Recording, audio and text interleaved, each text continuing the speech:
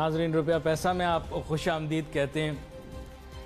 अब इतने साल हो गए प्रोग्राम करते करते, यकीन करें मुझे लगता था कि ये हुकूमत जब आएगी ना तो वाकई में जो वादे इन्होंने किए हैं ये पूरे करेंगे, क्योंकि मुझे बड़ा भरोसा था कि तब्दीली आने पर महंगाई कम होगी, लूटी हुई दौलत वापस आएगी, डॉलर की कदर में कमी होगी।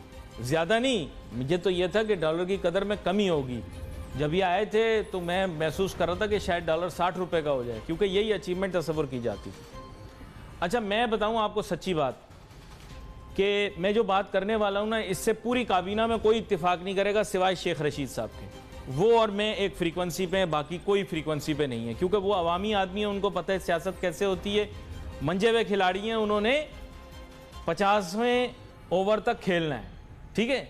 तो शेख रशीद साहब और मैं और आप लोग हम मुकालमा कर रहे हैं, ठीक है। इस वक्त शेख रशीद साहब, मेरी बात शेख रशीद साहब बड़े गौर से सुनते हैं, ठीक है, और उनके शहर के भी सारे लोग बड़े गौर से सुनते हैं। आगे आप खुद समझ लें।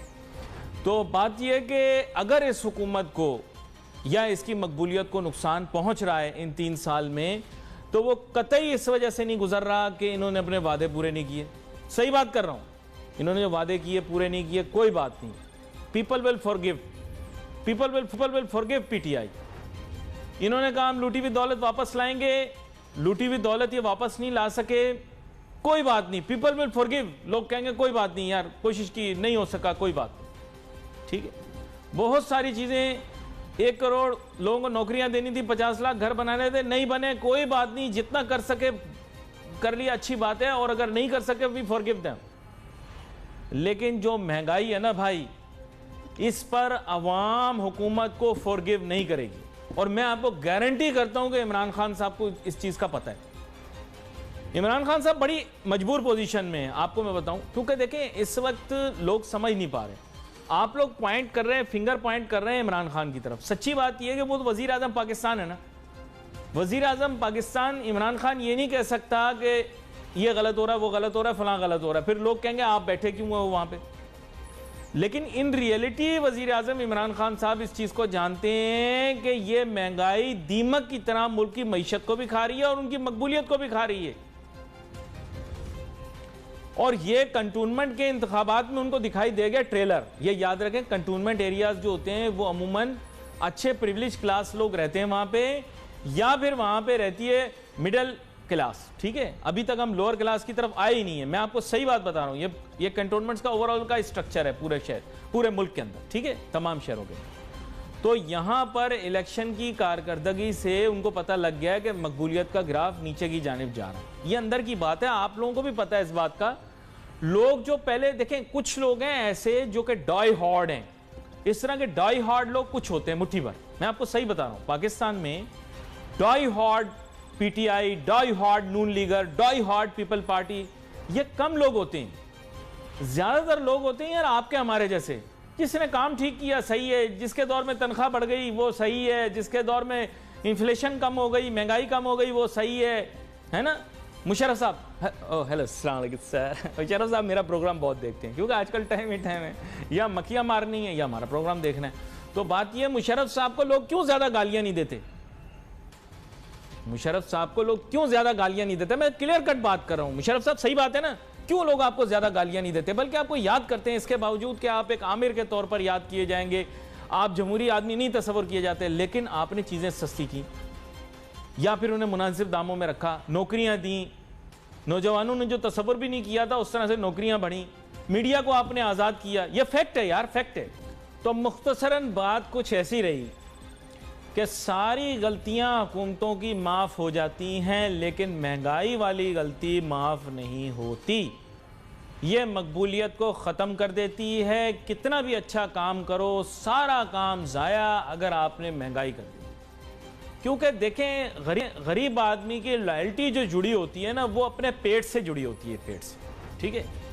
आप उसके लिए महंगाई करोगे ना तो वो फिर आपको लाइक नहीं करेगा। मेरा देखो सजेशन है, जैसे मैंने आपको बताया कि मैं, शेख रशीद साहब और आप मुकालमा कर रहे हैं आपस में, और हम बात यही कर रहे हैं। शेख रशीद साहब से भी आप ये कंफर्म ले लें, वो भी परेशान है। बार बार उन्होंने प्राइम मिनिस्टर साहब को मुतअद्दिद काबीना के इजलासों में और मुलाकातों में ये बात कही है कि सर महंगाई को कंट्रोल करना है, अगर नहीं किया तो फिर आप खुद समझ लें। पूछ लें, आप उसे पूछ लें, और लोग उनको लेकर बैठकर प्रोग्राम करते हैं। मुझे लेकर बैठकर प्रोग्राम करने की ज़रूरत नहीं है, क्योंकि वजीर मुशीर मुझे किसी को प्रोग्राम में लेने की ज़रूरत नहीं, वो मेरी क्लिपें देख रहे होते हैं।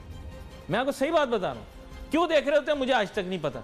ये मेरे अल्लाह का करम है, ये मेरे रब का करम है, मुझे किसी को बुलाना नहीं पड़ता, लोग खुद मेरी क्लिपें देख रहे होते। वजीर, मुशीर, जर्नैल सब देख रहे होते हैं मेरी क्लिप।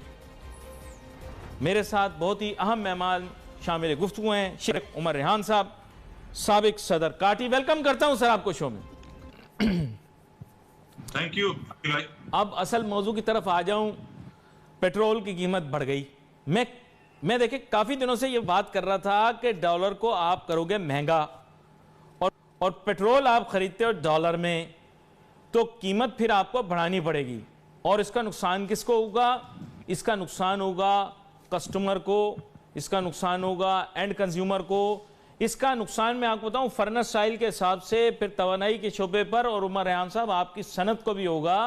क्योंकि आप ये चीज़ समझ जाएं कि बैनुल अक़वामी सतह के ऊपर जितने सौदे किए गए हैं वो रुपए में नहीं यूएस डॉलर में हुए हैं, और कदर और यूएस डॉलर की भी बढ़ रही है, और तवानाई की जो चीज़ें हैं, चाहे वो एलएनजी हो, चाहे पेट्रोलियम मसनूआत हो, चाहे फर्नेस ऑयल, चाहे कितनी चीज़ें हों, ये सारी यूएस डॉलर में कोट होती हैं। अब क्या हम इस महंगाई का बोझ उठा सकते हैं? अब आप और हम एक सफ में आ चुके हैं, सनतकार और अवाम सब एक पेज पर आ चुके हैं। क्या कहते हैं आप? अली भाई आपने बिल्कुल ठीक कहा है। देखें, ये जो इस वक्त सूरत हाल जो बनती हमें नजर आ रही है वो कोई अच्छी नजर नहीं आ रही। इन्फ्लेशन जो है वो बहुत बढ़ती जा रही है। ऑटोमेटिकली इसका इम्पैक्ट जो है महंगाई का अवाम पे पड़ेगा, और इससे हालात जो है वो मजीद खराब होंगे। हम तो अब कहते क्या कह के थक गए अली भाई। आपके साथ कई इंटरव्यूज में मैं आया, मैंने जो बड़ी सजेशन दी, लेकिन अभी तक कोई खातर खा काम नहीं हो पा रहा पॉलिसीज बनाने में। एक तरफ डॉलर महंगा होता जा रहा है, दूसरी तरफ जो गवर्नमेंट है वो टैक्स पे नए से नए टैक्स लगाई जा रही है, और स्पेशली कमोडिटीज पे जो टैक्स लग रहे हैं। हमने बड़ा शोर मचाया कि आप ये क्या कर रहे हैं, 3% एक्स्ट्रा इन्होंने जो है वो जीएसटी लगा दिया कमोडिटीज पे, स्टील पे, आरबीडी, पाम ऑयल पे, उसके अलावा और प्रोडक्ट्स पे। तो इसका इम्पैक्ट जो है वो ऑल्टरनेटली जो है वो इसका रिजल्ट ये निकलेगा कि महंगाई बढ़ती जाएगी। अच्छा, ये मुझे मुख्तसरन ये बताएं क्या आप एक्सपेक्ट कर रहे थे कि अचानक 5 रुपए बढ़ जाएंगे? क्योंकि ये किसी के वहमो गुमान में भी नहीं था। यही था कि इन लोगों ने स्टेडीली थोड़ा थोड़ा करके शायद कीमतों को बढ़ाना है, लेकिन एक साथ 5 रुपए बढ़ा देने से मुल्क की मईशत के ऊपर बड़े असरात मुरत्तब होंगे। सर क्या कहते हैं आप? ये उन्होंने 5 रुपए जो बढ़ाया है, आप समझ लें कि इससे जो किराए हैं, ये इस किरायों में 10% इजाफा हो जाएगा। ये कोई भी एक्सपेक्ट नहीं कर रहा था कि ये इस सिचुएशन में ये काम करेंगे, लेकिन क्योंकि इनको इस वक्त इनके पास पैसा इकट्ठा नहीं हो पा रहा जिसके लिए ये नए टैक्स और ये सारी चीजें लगा रहे हैं। मैं यहाँ पर तो हमारे वजीर खजाना है, मैं उनसे ये बात करूंगा कि आप अगर आपने अवाम के ऊपर इतने टैक्स ही लगाने थे, तो आप ये जो फालतू आपने जो इस बजट में इंसेंटिव्स दिए हैं, जो सो कॉल्ड जो फाटा फाटा के नाम पे जो आपने सेल्स टैक्स भी माफ कर दिए, वहां पे इनकम टैक्स उनको पहले ही माफ था, वहां पे जो इंडस्ट्री लगाएगा या लगी हुई है वहां पे, तो ये तो डिस्क्रिमिनेशन एक बहुत बड़ी हो गई है। उससे इम्पैक्ट ये होगा कि स्मगलिंग बढ़ेगी, वहां से जो माल है वो पाकिस्तान में फाटा फाटा में इंडस्ट्री है, बगैर टैक्स के माल आ रहा है। गवर्नमेंट को एक बहुत बड़ा नुकसान हो रहा है रेवेन्यू कलेक्शन का, जिसको कवर करने के लिए ये यहाँ पे इन्होंने जो है अब इनको डॉलर भी महंगा करना पड़ रहा है, मजीद टैक्स भी लगाने पड़ रहे हैं। तो इस तरह की पॉलिसीज हमेशा नाकाम होती हैं इंडस्ट्री के लिए। और मैं तो पिछले दिनों मैंने गवर्नर स्टेट बैंक की मैं तो तारीफें कर रहा था काफी कि इन्होंने बड़ी स्कीम्स बड़ी लॉन्च की हैं, जैसे एसएमईज के लिए भी इन्होंने स्कीम एक लॉन्च की है। उसके अलावा इन्होंने जो मार्कअप रेट है वो बड़ा मुनासिब रखा हुआ है। लेकिन देखें, हर इस वक्त इंडस्ट्री को ये चैलेंज पैदा हो गया है कि रॉ मटेरियल की प्राइस इतनी बढ़ चुकी है। एक प्रोडक्ट मैं एग्जांपल देता हूँ, एक कारोबार पहले अगर 10 रुपए का होता था, वो कारोबार अब 30 रुपए का हो रहा है। तो उससे उससे क्या फर्क पड़ रहा है? लोगों के पास लिक्विडिटी प्रॉब्लम आ गई है। तो इम्पैक्ट ये होगा कि जो इंडस्ट्री है वो फिर बैंकों से और कर्जे लेगी और कर्जों में दफन होती जाएंगी फैक्ट्रियां। फैक्ट्री चलाने के लिए तो लोगों के पास अब पैसे भी फैक्ट्रियां चलाने के लिए कम होते जा रहे हैं, जिस हिसाब से रॉ मटेरियल्स की कीमतें बढ़ती जा रही हैं। तो इसका इम्पैक्ट कोई अच्छा नहीं है। अच्छा, मैं आपसे एक और चीज़ जानना चाहता हूँ कि देखिए सर, आपने अभी बताया कि किराए बढ़ जाएंगे। अच्छा, किराए ये ट्रांसपोर्ट भी और गुड्स ट्रांसपोर्ट भी आएगी, क्योंकि इसमें पैसेंजर ट्रांसपोर्ट भी आएगी, गुड्स ट्रांसपोर्ट भी आएगी। इन दोनों के किराए बढ़ जाने से इवेंचुअली फिर इम्पैक्ट वेजेस पर आएगा, फिर इम्पैक्ट प्रोडक्ट कॉस्टिंग पे आएगा, फिर impact cost of doing business पर आएगा। क्या ये चीज़ें कोई पॉलिसी बोर्ड पाकिस्तान में देखता नहीं है?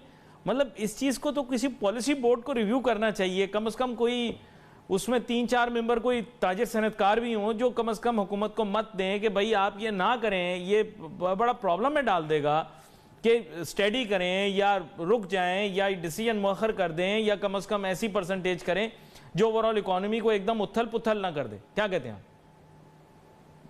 ये बात मैंने प्राइम मिनिस्टर साहब को भी बोली थी कि आप काइंडली बिजनेसमैन को आप इन्वॉल्व करें पॉलिसी मेकिंग में, आपको अच्छा ही मशवरा मिलेगा। लेकिन बदकिस्मती ये होती है कि ये अगर कभी किसी बिजनेसमैन को डाल भी लेते हैं, लेकिन इनकी प्रायोरिटी होती है ऐसा बिजनेसमैन डालते हैं कि जो कोई बहुत ट्रिलियनर बिजनेसमैन जो बड़ा अमीर आदमी होता है, उसको ये पता नहीं होता कि उसका फैक्ट्री का बिल कितना है, उसको ये पता नहीं होता कि गैस का रेट क्या चल रहा है। ऐसे बिजनेसमैनों को डाल देते हैं। इनको चाहिए कि ऐसे बिजनेसमैनों को डालें जो बिल्कुल जिनका कनेक्शन हो इंडस्ट्री के साथ, जो चीजें समझते हो, मामलात को, सारी चीजों को समझते हो। चीज़ों की कीमत भारी और गरीब की जेब हल्की होती जा रही है। कुछ करना पड़ेगा।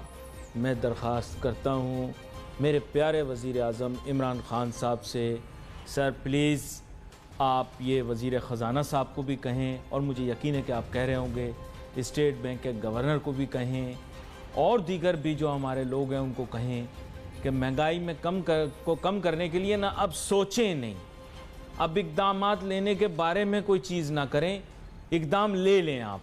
ठीक है, कल आप आटा 20% कम करवा दें, सब्सिडी दे दें। सोचेंगे करेंगे वो बहुत बाद की बात है सर। सोचेंगे करेंगे के अंदर बड़ा वक्त निकल जाएगा। आपसे बहुत सी आवाम अभी भी मोहब्बत करती है।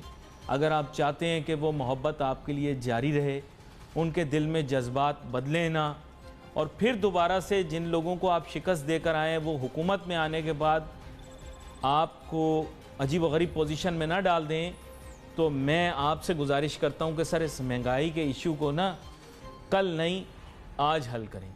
क्योंकि देखें सर, बाकी लोग जो है ना, ये तो बॉडी बिल्डर टाइप के लोग हैं, ये वज़न उठाने के शौकीन हैं, मैं सच बोलने का शौकीन हूँ। तो मैं आपको सही बता रहा हूँ कि इस वक्त सिचुएशन बड़ी ख़राब है, और सिचुएशन इतनी ख़राब है कि कल किला आपके लिए बहुत बड़ा प्रॉब्लम बन सकता है। आपकी हुकूमत की गैर मकबूलियत की बुनियादी वजह सिर्फ़ और सिर्फ महंगाई है, ये मैं आपको बता दूँ। बाकी चीज़ें सब टर्शरी सेकेंडरी हैं। मेरे साथ बहुत ही अहम मेहमान शामिल गुफ्तगू हैं डॉक्टर फ़ारूक सलीम साहब। वेलकम करता हूँ आपको शो में।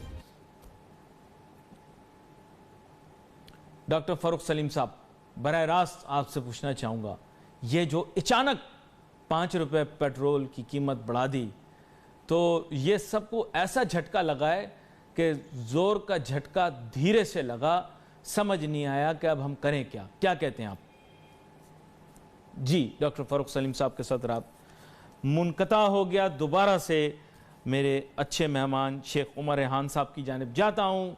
शेख उमर रेहान साहब, ये ज़ोर का झटका धीरे से लगा, आपने बताया ट्रांसपोर्ट की कीमत बढ़ जाएगी, लेकिन इन एक्चुअलिटी पाकिस्तान के अंदर सब्जी दाल के दाम भी पेट्रोल से जुड़े हुए हैं। ये आज तक मुझे समझ में नहीं आया, ये मुझे समझाएं। देखिए अली भाई, बात ये है कि सबसे पहले मैं ये रिकमेंड करूंगा, अभी मैं अपॉर्चुनिटी का फायदा उठाना चाहता हूं, इनको फ्री फ्लोट सिस्टम डॉलर का फौरी तौर पर अब खत्म कर देना चाहिए। ये 2019 से ये सिस्टम लागू किया हुआ है इन्होंने, इसकी वजह से आज हालत ये पहुंच गई है कि डॉलर आपका कहां से कहां पहुंच गया है। अभी ये लाख बहाने बनाएं कि जी अफगानिस्तान की डिमांड आ गई है, लेकिन पाकिस्तान ने क्लियर कट कहा है अफगानिस्तान को कि हम लोकल करेंसी में बिजनेस करेंगे। चाइना ने कह दिया, रशिया ने कह दिया। तो ऐसी कोई पैनिक जो है मुझे यानी कि हमें नजर नहीं आनी चाहिए। ये तो सीधी सी बात है। अभी थोड़ा सा आज यानी आप बरजल इल्जाम ठहराते हैं फ्री फ्लोट सिस्टम को कि फ्री फ्लोट सिस्टम की वजह से बुनियादी मसाइल पैदा हुए। डॉक्टर फारूक सलीम साहब भी हमारे साथ अब शामिल गुफ्तगू हैं।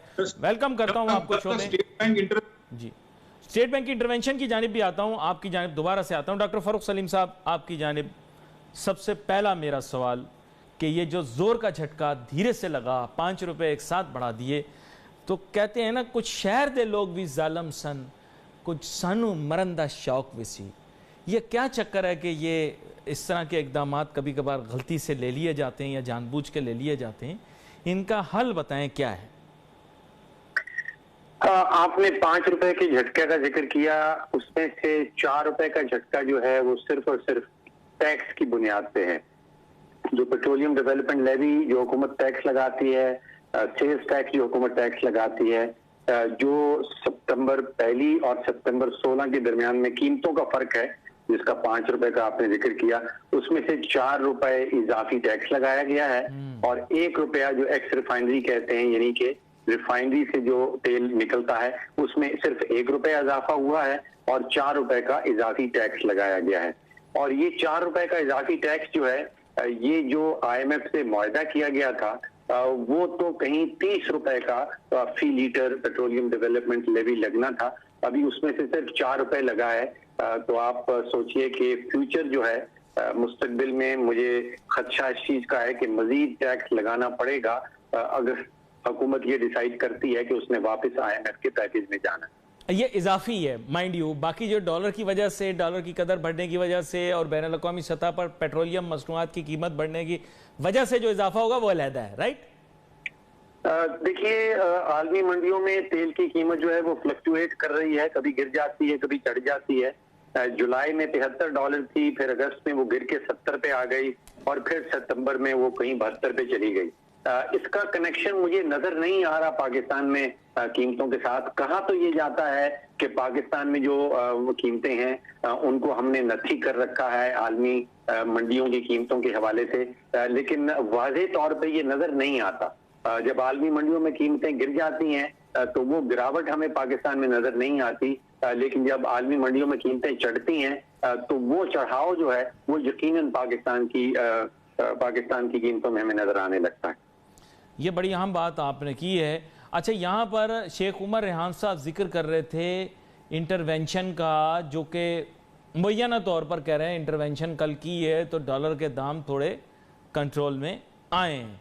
तो ये इंटरवेंशन पहले कर लेते तो क्या बुराई थी? क्या कहते हैं आप? देखिए, बुनियादी वजह हमारा रुपया गिर रहा है वो हमारा तजारती खसारा है। अगस्त के महीने में 6 अरब डॉलर से ज्यादा इंपोर्ट कर डाली हैं, जो पाकिस्तान की 74 साला माशी तारीख में कभी भी नहीं है। ये बुलंद तरीन है। एक्सपोर्ट्स जो है वो बढ़ नहीं पा रही हैं।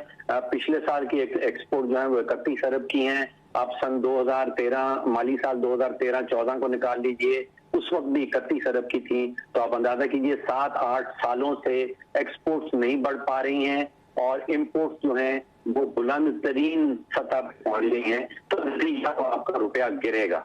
चाहे स्टेट बैंक ऑफ पाकिस्तान जिसके पास कोई 21 अरब डॉलर के ज़खायर पड़े हैं, वो चाहे तो पूरे के पूरे 21 अरब डॉलर के ज़खायर भी खर्च कर दे इंटरवेंशन करने के लिए, तो कुछ टेम्परेरी तौर पे रुपए को कंट्रोल किया जा सकता है। लेकिन लॉन्ग टर्म में जो रुपए की कीमत है वो एक्सपोर्ट्स और इम्पोर्ट्स और हमारे तजारती खसारे के नतीजे में निकलेगी, वो स्टेट बैंक की इंटरवेंशन से नहीं निकलेगी। बड़ी अहम बात आपने की है। यहाँ पर आप मेरे साथ ही रहें शेख उमर रेहान साहब।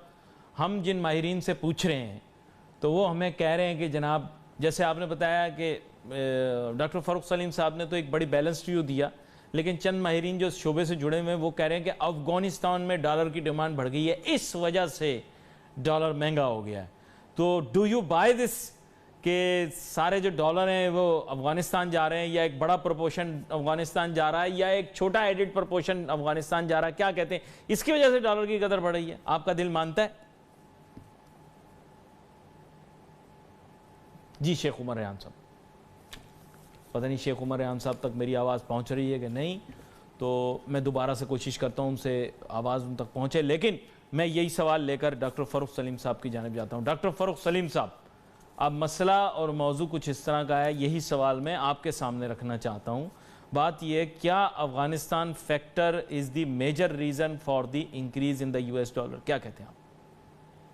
देखिए, जो मनी मार्केट वाले हमें बता रहे हैं ये वजह जरूर है, लेकिन आपने लफ्ज इस्तेमाल किया मेजर का।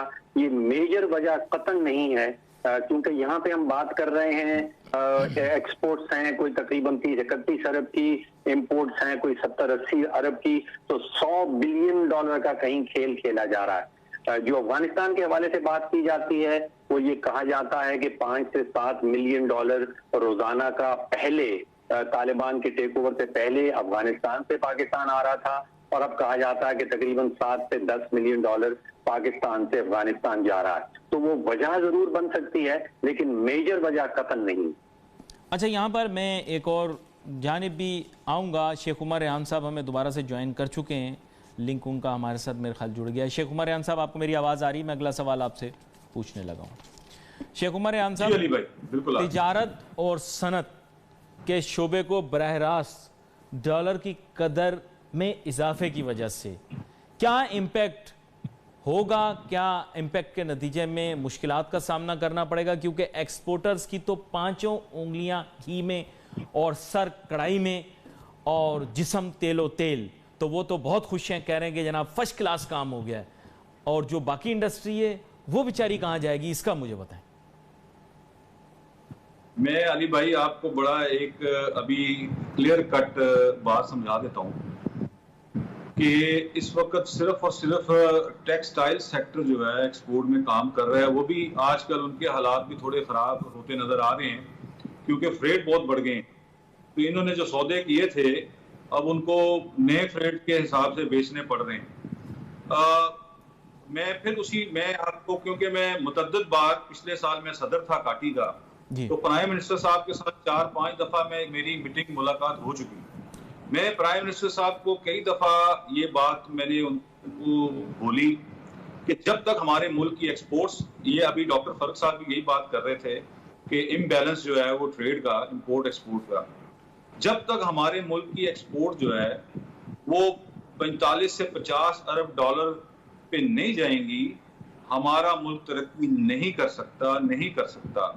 हमें उसके लिए पॉलिसीज बनानी है, जो कि अभी तक हुकूमत नाकाम रही है एक्सपोर्ट्स बढ़ाने के लिए। हमें इंपोर्ट तो बड़ा आसान काम है, इंपोर्ट करना, किसी भी चीज को आप इंपोर्ट कर लें, लेकिन एक्सपोर्ट को बढ़ाने के लिए थोड़ी मुश्किलात का सामना करना पड़ता है। कुछ ऐसी पॉलिसीज बनानी पड़ती हैं, ऐसी स्कीम्स लानी पड़ती हैं जो कि अभी तक हमें नजर नहीं आ रही।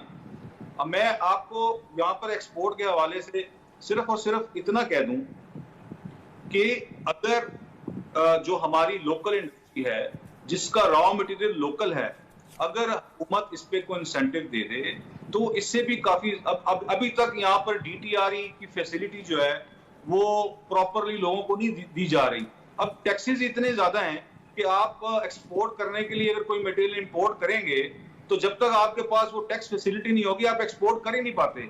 अब जैसे घी और तेल है, हम लोग घी और तेल की एक्सपोर्ट नहीं कर सकते अफगानिस्तान के अलावा, क्योंकि ये जो DTRE है ये अलाउ ही नहीं है बाय शिप। तो हमने कई दफा इनको बोला कि इस DTRE को अलाउ करो बाय शिप ताकि हमारी एक्सपोर्ट्स बढ़े।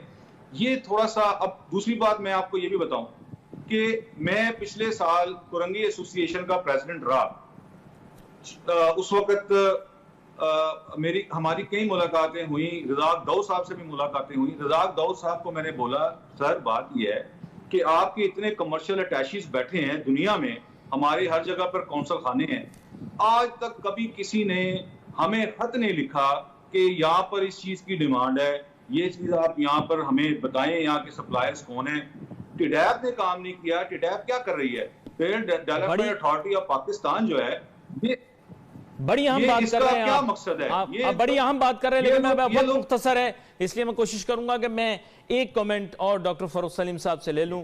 डॉक्टर फरूक सलीम साहब, बात कुछ ऐसी है कि मुख्तसरन अभी मुझे बताएं कि क्या डॉलर ऊंची उड़ान भरेगा या कंट्रोल में लाया जाएगा? देखिए, जो तारीख है 5 साल पीपल्स पार्टी के गुजरे, उसमें हमारा रुपया जो है वो तकरीबन 20% नीचे आया। फिर 5 साल पीएमएलएन के हैं 2013 से 2018 तक, उसमें हमारा रुपया जो है वो 26% नीचे आया। अब 37 महीने गुजरे हैं पीटीआई हुकूमत के और 37% ही तकरीबन डॉलर बढ़ गया है, रुपया गिर गया है। तो औसतन 1% अ मंथ रुपया जो है वो मुसलसल अपनी वैल्यू गिरती, उसकी वैल्यू जो है वो गिरती चली जा रही। डॉलर और रुपए के हवाले से पेशीनगोई करना बड़ा मुश्किल काम है, लेकिन अगर आप ट्रेजेक्टरी पूछ रहे हैं कि तारीख की बुनियाद पे रुपए के साथ क्या होने वाला है, मुझे लगता है कि प्रेशर रुपये के ऊपर जो है वो बढ़ता चला जाएगा। और जो बकिया 2 साल बचे हैं पीटीआई हुकूमत के, मुझे खदशा इस चीज का है कि रुपया तकरीबन 200 रुपीस टू $1 तक पहुंच जाए। दोबारा से इस्तदा करूंगा, गुजारिश करूंगा हुकूमत से कि इस मामले को भाई संजीदगी से लो। तमाम लोग जो तारीफ़ें कर रहे हैं, वाह वाह कर रहे हैं, या प्रिविलेज क्लास के लोग हैं, उनको फ़र्क नहीं पड़ता। गरीब आदमी परेशान होगा और उसकी परेशानी की वजह से अब आप लोगों को किस तरह से समझाऊं? समझाना बड़ा मुश्किल है ये काम भाई। ये आप अब उसमें यही होता है ना कि जी हम पे लायबिलिटी क्या बिगाड़ लेगा ये गरीब आदमी। चलो, अगर ये गरीब आदमी कुछ नहीं बिगाड़ सकता तो फिर उसकी अपनी मर्जी है। यहाँ पर प्रोग्राम का वक्त ख़त्म हुआ चाहता है। वो wait for message on Facebook. Ali Nasir my team को इजाज़त दीजिए। अल्लाह हाफ़िज़।